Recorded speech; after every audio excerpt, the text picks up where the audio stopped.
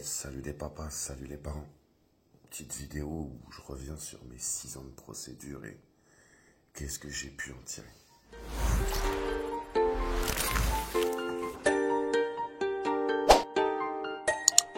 qu'est-ce que j'ai pu en tirer? Avant tout sur mon parcours, de très très belles rencontres. Sincèrement, de très très très très belles rencontres. Dans les palais de justice, de très très belles rencontres. Bon, un avocat, j'en ai eu qu'un. Enfin, un encadre, tout. J'ai jamais changé d'avocat. Je l'ai récusé pendant quelques jours. La relation avec mon enfant, parce que c'est ça le plus important. Aujourd'hui, on s'aperçoit, lui comme moi, que y a eu une cassure qu'il n'aurait pas dû avoir. J'apprends de plus en plus à le connaître. J'adore de plus en plus. Il grandit. Maintenant, je rentre dans l'éducation. On n'est plus dans le pouponnage. Ça, c'est quelque chose qu'on m'a enlevé et que j'ai pas pu vivre. Tarzan, dans la chanson qu'il avait écrite pour la chaîne Juste Papa, il dit « J'ai même pas pu te voir jouer dans le bac à sable ». C'est carrément ça. Et après 6 ans de procédure, j'en veux pas à mon ex-compagne. Comme le dit très justement Tarzan dans cette même musique, c'est l'État, c'est le système juridique qui a légitimé tous les actes de mon ex-compagne à mon encontre. C'est envers ce système juridique, c'est envers ces magistrats qui rendent des décisions éco plus qu'aujourd'hui, mon combat a été dirigé. Je vous ai parlé il n'y a pas longtemps du meilleur accord. Moi, je pense sérieusement qu'il ne faut pas être la personne qui entretient le conflit. Personne ne nous dira jamais qu'on a été des victimes. Personne ne nous dira qu'on a été des laissés pour compte. Moi, je pense qu'il faut qu'on ait l'intelligence et la force. Parce qu'être intelligent et se dire qu'il faut passer à autre chose, on essaye tous. Mais avoir la force de se donner les moyens de passer à autre chose. Encore une fois, dans l'intérêt de nos enfants. Tu vois les dégâts que ça fait. Un enfant qui sait pas trop, est-ce que c'est papa qui me ment? Est-ce que c'est maman? T'as pas ces questions à avoir dans la tête. Et c'est ça qu'on doit envoyer comme information à nos enfants. Ce que vous vivez là aujourd'hui, c'est pas normal. Pour beaucoup d'entre nous, on a grandi avec nos 2 parents. On a appris que l'amour, ça s'entretient. Qu'il y a des fois dans l'année où papa et maman, ils vont pas super bien s'entendre. Et il y a des fois où ils vont super bien s'entendre et se retrouver. Parce que c'est ça la vie. Parce qu'il faut se battre pour être heureux. Parce qu'être heureux, c'est un sentiment. Et que ce sentiment, si tu vas pas le chercher, tu ne pourras jamais l'être. C'est savoir se sacrifier pour sa famille. Tout ça, on l'apprend parce qu'on vit en famille. Aujourd'hui, quand on enlève un des 2 parents, tu peux pas dire que tu vis en famille. Même si tu as des oncles, des tantes. Tu sais, ces amis qui ont toujours frôlé autour de ton couple et qui aujourd'hui sont toujours là et qu'on appelle tonton et tata. Non. C'est un rôle, un nom, un titre. Mon frère de sang, lui c'est le tonton. Ma sœur c'est la tata. Et ainsi de suite. Comme on dit, il faudrait mettre l'église au milieu du village. Moi je comprends pas qu'on ne défende pas dans nos juridictions la famille. Ministère de la famille et des droits des enfants. Arrête de te foutre de notre gueule. Ministère de la banque. On pourrait faire les choses bien plus intelligemment. Après 6 ans de procédure, je me rends compte de toutes les défaillances. On devrait jauger exactement comme les urgences essayent de le faire. L'urgence dans les procédures. Que quand l'urgence dans la procédure elle est avérée, cette procédure doit passer en avant de tout. On valide des éloignements géographiques. Parce que quand un parent demande dans l'endroit où il réside un jugement pour acter une domiciliation et une scolarité d'un enfant, quelque part, les juges et les juridictions valident ces déplacements familiaux, cet éloignement géographique volontaire. Quand l'éloignement il est d'un commun accord, les choses sont différentes. Quand l'éloignement il a été programmé et validé par les deux parents, c'est aussi autre chose. Mais quand cet éloignement est volontaire et validé par un juge, il manque un petit alinéa dans leur jugement. Comment on l'aide ce parent qui vivait à 1000 km de la décision qui a été prise? Comment on fait? Pourquoi on rend des décisions sans jamais se dire il faut l'encadrer? Rendre une décision, c'est faire en sorte qu'elle soit appliquée. À mon sens, pour faire en sorte qu'elle soit appliquée, cette décision, faut prendre des mesures. C'est trop facile de mettre sauf meilleur accord. Si tu vois que c'est la catastrophe, tu te bases au jugement. On est tous à se dire, mais mon jugement dit, mais ton jugement il dit ça, mais ça c'est le pire du pire. Parce que le sauf meilleur accord, c'est que vous arrivez à trouver un terrain d'entente où tous les deux vous êtes gagnants. Et on est tous comme des imbéciles. Mon jugement il dit ça, il dit ça. Parce qu'on nous oblige à ça. À aucun moment on nous dit, parlez ensemble. Juste parler ensemble. Votre décision, là, ce que vous allez prendre comme décision, toi et madame et toi, peut vous faire gagner des centaines, des milliers d'euros. Parce que quand une décision de justice est rendue et que l'un des deux parents se sent lésé, appel, cassation, cour européenne, pour les pires. Mais ça se chiffre. C'est de l'attente, c'est du stress, c'est des cheveux blancs. À côté de ça, nos enfants, ils continuent à grandir. Un des deux parents qui a la domiciliation a le pouvoir sur l'autre, sur les droits de décision, sur l'information, tout simplement. L'information qu'on te donne quand tu es un parent en TVH, c'est être parent en TVH, c'est pas être reconnu. Voilà, 6 ans après mon premier passage devant un juge aux affaires familiales, je dirais que 6 ans après, de ce que je retiens, c'est que j'ai été choqué d'être jugé parce que j'étais parent, pas parce que j'avais commis un crime ou un délit. Avocat, juge, décision, cause de jugement, appel, un jugement quoi. J'ai commis aucun délit, pas le moindre. J'ai voulu un enfant, je l'ai reconnu 3 mois avant sa naissance pour avoir notre place en crèche. J'ai commis aucun délit. Comme toi, comme tous. Et on se retrouve à passer devant un juge. Et ce juge nous dit, vous avez un droit de visite et d'hébergement sur votre progéniture, qui porte ton nom. Toi, tu dois t'adapter à ça, payer une pension alimentaire, parce que l'autre parent a choisi un mode de vie, et que toi, tu te dois une sécurité à ton enfant. Même si pour autant, l'autre parent ne te présente pas l'enfant. Ce sont deux délits pénaux qui sont complètement distincts. Enfin bref. 6 ans de procédure. Ça fait 6 ans. Et sur ces 6 dernières années, avec l'association nationale SOS Papa, quand je les ai rencontrés, je me suis dit, enfin quelque part où on peut être écouté, parler. L'ampleur de la chose fait que, il y a des gens qui sont investis, c'est du social et bénévole. Les bénévoles, ils ont leur vie, leur procédure, il y a des choses qui pourraient être beaucoup mieux faites. Moi, je suis convaincu qu'il faut le professionnaliser, mais bon. J'ai côtoyé cette association une fois. Je sortais de mon contrôle judiciaire, mon contrôleur judiciaire me demandait.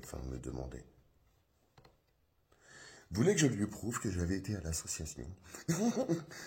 Donc j'y suis allé. J'ai été écouté, calmé. Ce premier soir, ça a été la première fois où je me disais, je suis pas tout seul. Il y a pire que moi.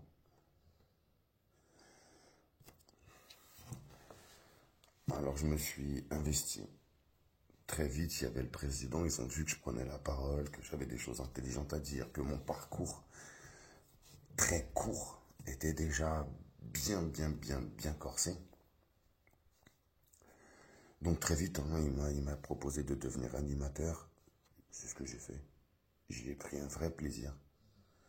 J'ai pu écouter des gens, j'ai pu conseiller, aider quand c'était la panique la plus totale. Avec cet esprit de vengeance, parce que quand ça m'est arrivé à moi, il n'y avait personne. Et le fait de pouvoir donner comme on ne m'a pas donné, quelque part, ça m'a soulagé un peu. Après, j'ai vu les limites de l'association. Quand je te dis tout. J'ai fait plein de vidéos avec Jean, le président de l'association nationale, chez moi, filmé par notre jeune Tarzan. Et moi, à cette occasion-là, on se tutoie, tu vois. Et je lui dis, je lui dis, ça serait bien qu'on soit là plus présent sur les réseaux sociaux. Ça serait bien. Et à ça, il me répond, si on avait 4 mecs, 5 mecs comme toi, c'est clair que ça serait bien. Mais tout, et je l'ai appris, et il a raison, je peux pas lui jeter la pierre. Je ne peux pas lui jeter la pierre parce que j'ai tout ce recul aujourd'hui. Et oui, c'est dur de trouver des gens investis parce qu'ils vont l'être pendant 3 jours et qu'après le 4e jour, il a la diarrhée, il a mal au ventre, il a une mauvaise nouvelle, il déprime, tu peux plus compter sur lui. Et ça, c'est énormément. C'est super dur, c'est super dur. Notre cause, elle est super dure à porter. Enfin bref. Moi, de cette idée, tu vois, ça reste dans ma tête. Je me dis, c'est pas normal. Bon, là, je commence à découvrir ensuite. Je te parle de mes 6 ans de procédure. Je commence à découvrir les réseaux sociaux. Enfin, j'avais déjà découvert, je partageais les travaux de ma maison avec mes potes de l'entreprise. Ça ne servait qu'à ça. Bon, après, je découvre les groupes. Je commence à kiffer parce que le soir, chez moi, à 3 heures du matin, je commence à tisser des liens avec des gens sur les réseaux sociaux ou des gens que j'ai jamais vus. J'ai jamais fait ça, moi. Là, je rencontre Willy. Une vraie belle rencontre. On parle beaucoup sur la plateforme. SOS Papa, demandons l'équité réelle lors des jugements. On parle énormément. Vraiment beaucoup. Bon, après quelques jours de conversation, on échange nous-mêmes nos propres et on commence à parler en dehors de cette plateforme. On tisse un lien et puis voilà, tu vois, ça continue. Moi, je continue à papoter à droite, à gauche, tu connais, Ratli. Après vient la décision de faire cette chaîne YouTube. Parce que à chaque fois, je disais, je te dis tout, je m'en fous. J'avais un leitmotiv autour de moi. À chaque fois, je disais, les gens ils me disaient, hey, merci frérot, tu m'as aidé, tu m'as aidé. Hey, si je t'ai aidé, aide-moi aussi. Dans 10 ans, si je suis mort, va voir mon fils et dis-lui que j'étais pas un bâtard. C'était ma demande à chaque fois. Alors j'ai créé ce support. SOS Papa, c'était déjà pris. Papa en colère, c'était déjà pris sur Facebook. La TV des papas. Quand tu vois tout ce qui se dit sur cette chaîne YouTube, ça aurait pas été. J'en ai eu plein. Par exemple, il m'avait fait des trucs en rime avec des noms à rallonge. Le machin, c'était un refrain. C'était plus un nom, c'était un refrain. Un jour, je te dis la vérité. Je suis en train de marcher. Il y a David qui vient à la maison. Ouais, j'ai rien à boire. Je bombarde chez l'épicier. Et je vais acheter Super Bock Tango, là. Tu sais, à la cerise, là. Ça déchire. Bon, bref. Et là, je suis sur le chemin. Je suis avec Jen au téléphone. Et là me vient ce juste papa. Parce qu'on est juste des papas. Parce que mon combat, c'est celui d'un juste papa. Parce que je veux juste être son papa. Pas écraser la maman. Pas avoir plus que la maman. Pas. Je veux pas. Je veux juste être un papa. Être là et être autoritaire quand il le faut. Lui caresser sa tête, sentir ses cheveux. Le voir me faire une crise comme là, d'habitude, à chaque fois, je l'emmène chez le coiffeur. Et là, il me fait une crise. Non, je veux garder mes cheveux, je veux des cheveux longs.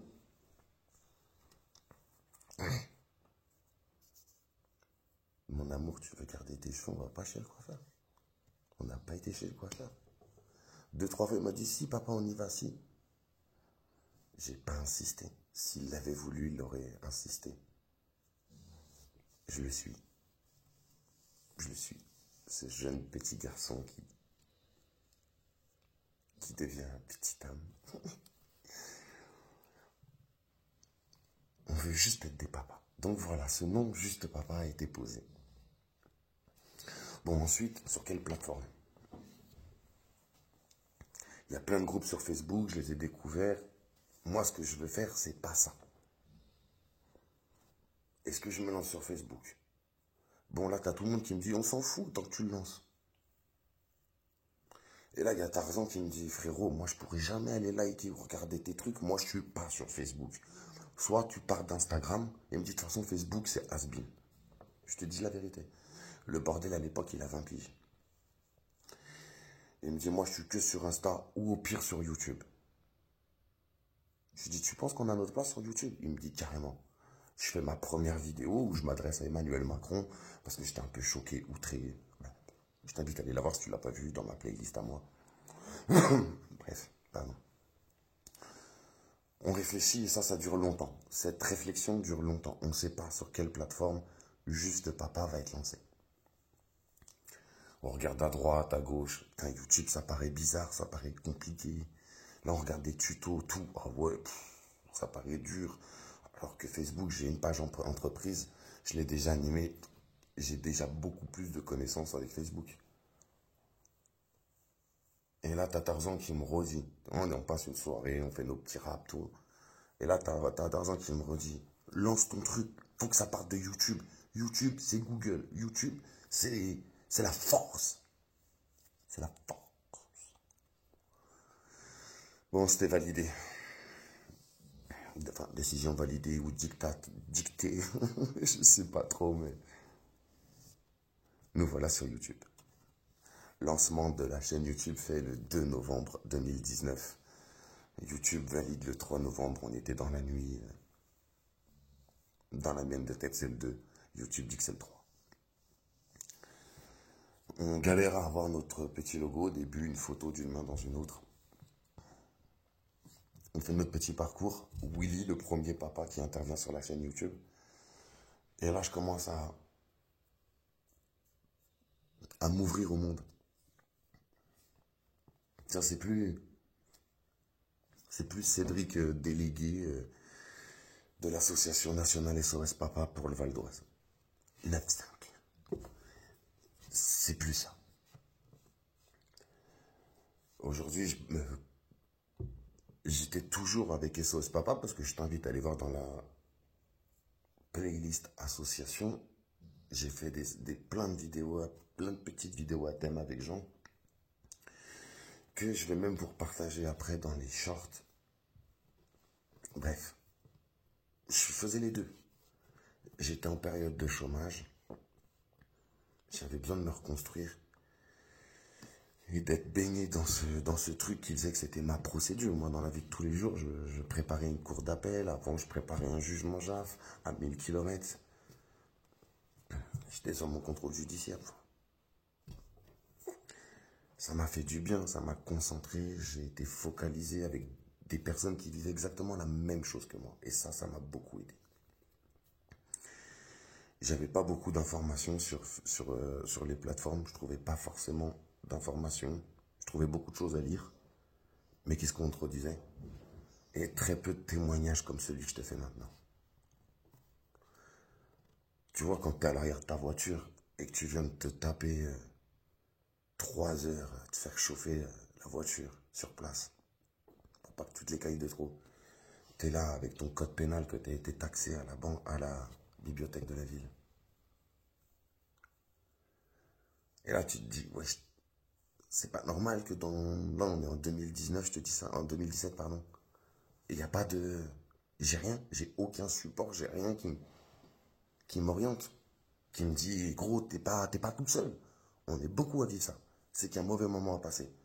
Serre les dents, reconstruis-toi, ça va suivre. T'en sortiras invaincu si tu fais les choses bien.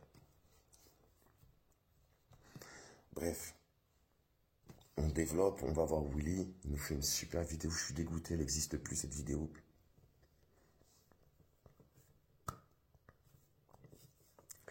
J'ai une ligne de conduite. Quand vous m'envoyez vos vidéos pour la chaîne YouTube Juste Papa, je ne les stocke pas. Elles sont sur la chaîne YouTube. Et uniquement sur la chaîne YouTube. Parce que vous les faites pour la chaîne YouTube. J'ai pas à les stocker. Je les mets sur la chaîne YouTube et... Enfin voilà. Donc on a créé la chaîne YouTube, Willy, qui est toujours là dans nos intimes. Hein. C'est un ami. On se tient au courant. D'ailleurs, force à toi, Willy, si tu vois la vidéo. Son scooter a brûlé. Une galère. Enfin, Willy, force à toi. Donc on s'est fait pirater la chaîne YouTube parce qu'à l'époque, moi aussi j'ai mis un code 1, 2, 3, 4. On s'est fait pirater la chaîne YouTube. À l'époque, on n'avait pas beaucoup d'abonnés, on avait 130 abonnés, un truc comme ça. Bref, on a fait le nécessaire, mis la validation en 2 étapes. Enfin, depuis qu'elle a été sécurisée, hein, de fou la chaîne, parce qu'on a rencontré plein de gens, plein. Que ce soit des papas qui venaient pour témoigner, demander de l'aide. Et avec cette communauté magnifique, aujourd'hui on arrive à faire des choses magnifiques. On a rencontré Alain qui nous a beaucoup aidé sur les miniatures. Qui a commencé lui à faire des montages et nous ramener un peu d'humour dans tout ça. Youssef qui nous a fait notre logo, notre jingle. Qui plus tard nous faisait le jingle pour le JT des darons. Plus tard, quand on commence à grandir un peu, on a eu l'aide de Guillaume pour les 24 heures de l'égalité parentale, une manifestation où pendant 24 heures, on a reçu une quantité industrielle. Je vous l'ai mis en accéléré. Elle est disponible dans la playlist des 24 heures de l'égalité parentale avec une petite musique. Je vous l'ai mis en accéléré. On a fait 24 heures. On a fait 24 heures. Tout ça pour vous dire que... Ah oui, pardon. Elle n'est pas disponible, cette vidéo. On l'a, nous, dans les enregistrements. Mais sur YouTube, en fait, en direct, on ne peut pas partager plus de 12 heures. Ça, on ne le savait pas à l'époque. On a fait des choses parce qu'on avait envie de les faire. Pas... On les a faites. En tout cas, voilà, c'était un bête de moment et revenons sur nos 6 ans. J'ai appris que on pouvait lancer 1 million de recours, qu'il y avait des centaines de recours, que tu pouvais passer ta vie dans les tribunaux si tu voulais. Mais qu'on revient toujours à la même chose, le sauf meilleur accord. Ce sauf meilleur accord fait que toi et ton ex-compagnon, toi et ton ex-compagne, avec un tout petit peu de communication, vous faites sauter ces tribunaux. 6 ans de procédure, et j'en arrive là. Si tu parles un tout petit peu, et tu t'en bats les couilles de ce qui s'est passé avant, de tout ce que tu as subi, on s'en tape. Personne ne te dira, oh mais c'est pas grave, oh mais oh, mon pauvre petit. Et tu es parent. Et quand je te parle à toi, je me regarde moi. On est parent. On se doit de se dire que oui, on l'a vécu. Oui, c'est super dur. Oui, il y a des choses qu'on n'aurait pas dû vivre. Comment ça se fait qu'on ne soit pas reconnu comme victime? Comment ça se fait? Mais aujourd'hui, on peut s'élever contre tellement de choses. Aujourd'hui, on peut demander. Aujourd'hui, on peut prouver, démontrer.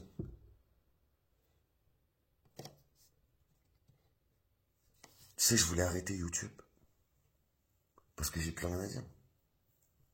Mais aujourd'hui, avec vous, et ça, je vais le lancer dans une vidéo un peu plus... Merci pour tous ceux qui ont regardé jusqu'ici, bien sûr. Je vais le développer dans une vidéo ou sur Facebook. Je sais pas encore trop bien faire tout ça, mais je vais m'entourer. Toati gère beaucoup mieux Facebook que moi. Et plein d'autres. En tout cas, je vais créer un petit groupe. Et je vais faire une vraie vidéo officielle où on demande à vous, la communauté, des gens qui veulent que les choses bougent. On demande tous à ce que les lois soient appliquées. Personne ne nous écoute. Et viens, on leur fait une proposition. Viens, on leur fait une proposition. En tout cas, pour l'éloignement géographique volontaire. On leur demande concrètement, vous prenez des décisions, comment vous mettez en place les choses. Parce que prendre une décision, c'est une chose. assurer la faisabilité, c'est aussi leur devoir. Viens, on leur met le nez dedans. Pourquoi il n'est pas dit et écrit et stipulé à partir du moment où le parent, voilà ce que je demande, à partir du moment où le parent qui est parti et qui a commis un éloignement géographique volontaire, cette personne doit assumer la totalité, c'est-à-dire les allers-retours de l'enfant ainsi que ceux de l'autre parent. Dans les trucs de la vie courante, ça stopperait, ça les empêcherait, ça les ferait réfléchir toutes ces personnes à mettre des kilomètres et des kilomètres entre un enfant et son parent, qu'il soit homme ou femme. Parce que quand tu as la chance d'avoir des enfants, et quand tu te rends compte de la chance que c'est, et que tu ne demandes qu'une seule chose, aimer, éduquer, être là dans les punitions, mais aussi dans les bêtes de moments, tu sais, quand il vient te faire un câlin et tu sais même pas pourquoi. Tu sais, quand il est là, vous étiez en train de regarder la télé, d'un coup, d'un seul, tu sens un poids mort sur toi. Et là, tu baisses tes yeux et tu vois que ton enfant, il s'est endormi. Sa tête sur ton torse.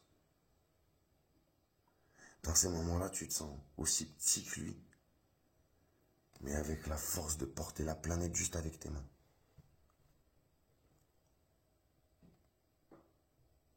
Notre pays va mal. Tout part en couille. Je suis convaincu que si on donne un vrai sens à la famille, on n'est pas tous propriétaires. On n'a pas tous des belles voitures. On n'a pas tous une Bentley.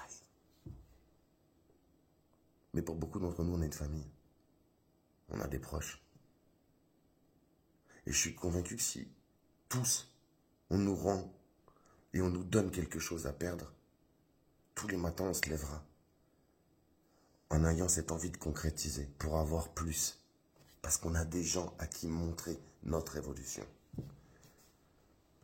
Qu'est-ce que t'en as à péter d'évoluer quand t'es tout seul et que tu mènes ta vie tout seul ou entouré de gens qui comme toi, subissent la vie. Moi, je pense que notre énergie, il faut qu'on la concentre.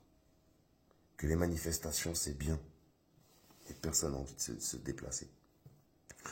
Parce qu'on préfère tous mettre de l'argent dans nos relations avec nos enfants et dans nos déplacements, ou dans nos pensions alimentaires, ou tout simplement dans la vie courante ou celle qu'on essaye de mener.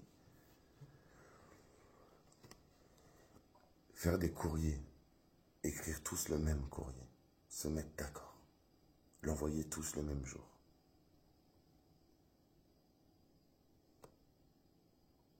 Ça coûte rien d'essayer.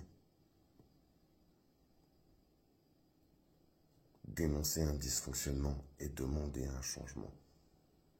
Ça coûte rien d'essayer. On passe notre temps à dire non mais ça fonctionne pas, ça fonctionne pas. À nous aujourd'hui de leur dire on est ceux qui l'ont subi.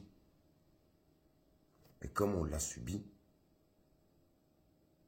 on a les clés pour que le mieux vivre en France, le savoir se séparer dignement en France. On développera ça plus, mais j'essaie de faire un petit direct. En tout cas, 6 ans de procédure et ça fait mal à ta tête. Jugement en appel.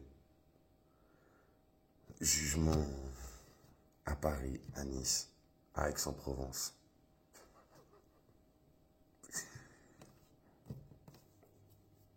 Comme toi. J'ai rien de différent de toi.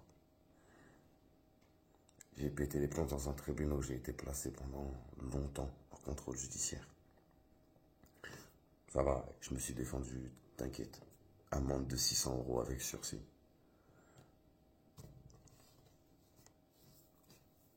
Tu vas me dire tout ça pour ça. Encore une fois, j'ai fait une vidéo où je le développe et je pense qu'encore une fois, on devrait encadrer beaucoup plus les séparations conflictuelles et empêcher que des personnes puissent avoir le monopole sur une autre. Parce que c'est beaucoup trop dévastateur. En 6 ans de procédure, j'ai appris que la justice, elle te donnerait rien. Elle prendra par contre. Elle te prendra ton temps. Elle te prendra tes cheveux. Parce que les cheveux blancs, c'est la misère. Elle te niquera ton corps avec le stress. Et je pense même qu'elle modifiera ta perspective, ta façon de voir les hommes.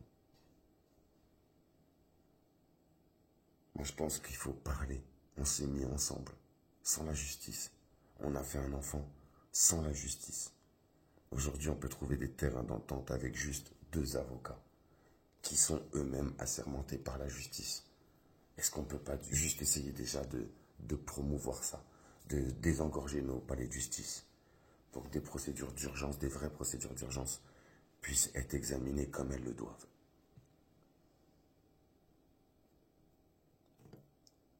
Moi, je pense qu'il faut remettre vraiment les pendules à l'heure et que la justice familiale dans notre pays doit être vue et revue. On est en 2022. On ne peut plus vivre sous les lois de 1930. Et encore une fois, la non-représentation d'enfants qui est une violence intrafamiliale. L'éloignement géographique volontaire qui est une torture. Ces 2 éléments doivent être lourdement condamnés. Et de vraies mesures doivent être apportées. En 6 ans de procédure, 3 ans de Juste Papa YouTube, 3 ans d'SOS Papa, Association nationale et physique. Tu la vois cette souffrance, tu la vois cette tristesse, tu l'entends. Promène-toi dans la playlist les papas, les mamans. Regarde ces visages, écoute leur voix. Tous, allégations mensongères, dureté des procédures, manque de leurs enfants, non-représentation d'enfants, et pour beaucoup sur cette chaîne, parce que j'en suis victime, donc c'est l'éloignement géographique volontaire.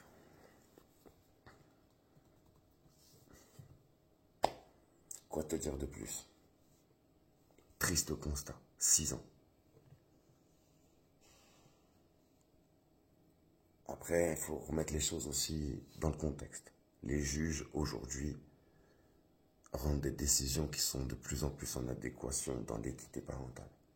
L'arrivée des jeunes juges, je pense personnellement qu'il y a quelque chose à voir avec ça. Moi, j'ai confiance dans l'avenir. Les réseaux sociaux, toutes ces belles causes qui se portent et qui se défendent, tous ces collectifs qui se créent, moi, je suis sûr et certain qu'il y a de belles choses qui sont encore à venir. Et qu'à un moment donné, on fera plier l'opinion publique et qu'on arrivera à mettre ce vrai sujet sur la table. J'en suis persuadé. En tout cas, depuis 6 ans, la seule chose que je peux dire, c'est que je vois beaucoup plus de papas avoir des droits. Je te dis pas que c'est facile. Mais de plus en plus. Et si tu veux pas passer par tout ça, le sauf meilleur accord, c'est parle avec ton ex-compagne ou ton ex-compagnon. Parce que tous les deux, ce sauf meilleur accord fait que ce sauf meilleur accord. Si vous êtes plus intelligent que la décision de justice, sauf meilleur accord. Voilà, on va finir là-dessus. Parce que je pense que on a tous dans nos jugements cette vérité. On prend la décision pour toi, imbécile, si t'es pas capable de mettre les choses en place. C'est ça que ça veut dire. On prend la décision pour toi. Le pire du pire, c'est ça. Sauf meilleur accord. T'auras ça. Si tu te mets d'accord avec ton ex-compagne ou ton ex-compagnon, que vous sachiez prendre un tout petit peu l'un sur l'autre, je te jure que c'est dur. C'est dur. L'intérêt supérieur de l'enfant. Si tu arrives à y trouver un tout petit peu ton compte, un tout petit peu plus ton enfant, ça y est, le taf, il est fait en vérité. Il faut savoir se soumettre pour construire sa famille. Se soumettre en famille, c'est pas se soumettre dans la rue.